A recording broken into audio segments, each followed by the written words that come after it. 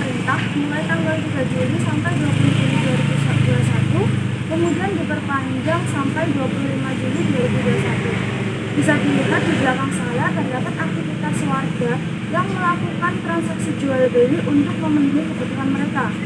Aturan PPKM memang diberlakukan.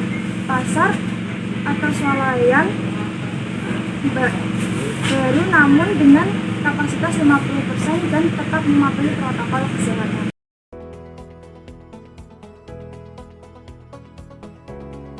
Di Pasar Catur Tunggal Yogyakarta, mayoritas pedagang pangan masih berjualan. Meskipun tak cukup banyak pembeli yang datang, waktu operasional yang dibatasi hingga pukul 1 siang dan pembatasan jumlah pengunjung hingga 50% menjadi faktor terus menurunnya pendapatan pedagang. Tak sedikit pengunjung yang takut untuk berpergian ke pasar karena melonjaknya kasus COVID-19 dan adanya pemberlakuan pembatasan kegiatan masyarakat atau PPKM. Tetapi terdapat pengakuan dari salah satu pengunjung Pasar Catur Tunggal yang terpaksa tetap pergi ke pasar untuk memenuhi kebutuhan hidup sehari-hari. Mohon maaf sebelumnya, dengan Mbak siapa? Mbak Putri. Apa yang Mbak lakukan di pasar ini? Saya membeli kebutuhan pokok di pasar ini. Lalu menurut Mbak bagaimana pendapat mengenai aturan PPKM? Aturan PPKM menurut saya itu ada dampak negatif sama dampak positif ya. Kalau dampak negatifnya itu dapat merugikan pihak pekerja serta para pedagang yang bekerja seperti biasanya. Kalau dari sisi positifnya dapat menurunkan lonjakan penularan virus COVID-19.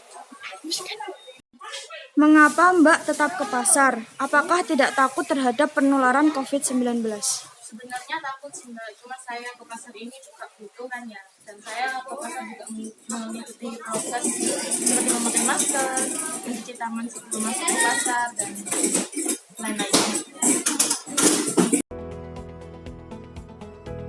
Pedagang pasar yang paling banyak terkena dampak dari pandemi dan pembatasan mobilitas adalah pedagang pasar non-pangan yang tidak termasuk dalam sektor esensial.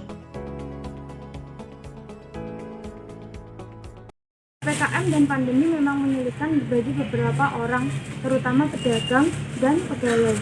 Namun mereka harus bisa berdampingan dengan itu semua, serta bisa memahami. Saya Dinar Bakhtiara melaporkan, sampai jumpa.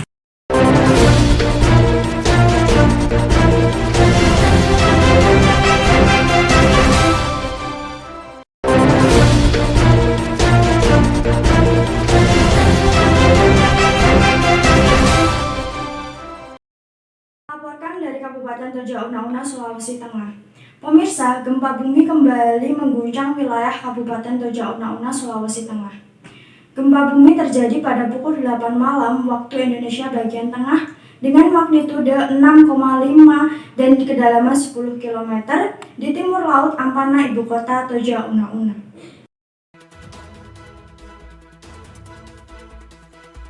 Gempa ini merupakan gempa susulan setelah pukul 12 siang juga terjadi gempa dengan magnitudo 5,9 di lokasi yang sama. Warga yang merasakan gempa panik dan berusaha menyelamatkan diri ke arah perbukitan. Warga yang masih trauma dengan gempa besar yang melanda Palu disertai tsunami pada tahun 2018 lalu. Warga yang panik memilih mengungsi ke arah ketinggian di Desa Sansarino dan wilayah perkantoran di kantor Bupati dan Polres. Bahkan warga sudah mulai memborong BBM untuk dibawa mengungsi.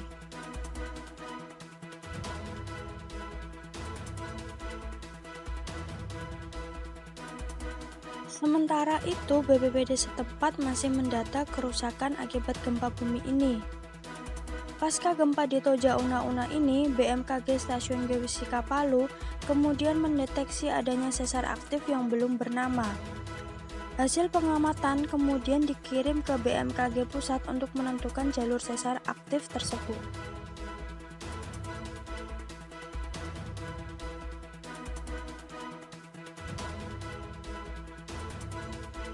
Sementara itu, Kepala BMKG Stasiun Geofisika Palu, yaitu Cahyo Nugroho, kemudian mengimbau warga di sekitaran sesar agar tetap waspada jika terjadi gempa dalam magnitudo besar.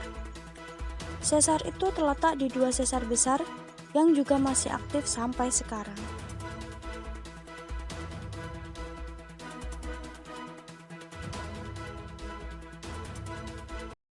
Gempa ini memang tidak berpotensi tsunami, namun masyarakat setempat sangat trauma dengan kejadian gempa-gempa besar yang ada di wilayah Sulawesi Tengah, sehingga berinisiatif untuk mengamankan diri di tempat-tempat ketinggian di kota Ampana, ibu kota Kabupaten Toja Una-Una. Dan juga ada beberapa warga yang memilih untuk bersiaga di rumah saja serta menghimbau keluarga lainnya agar tetap waspada dengan adanya gempa susulan. Saya Dinar Bakhtiara, Berita Siang melaporkan.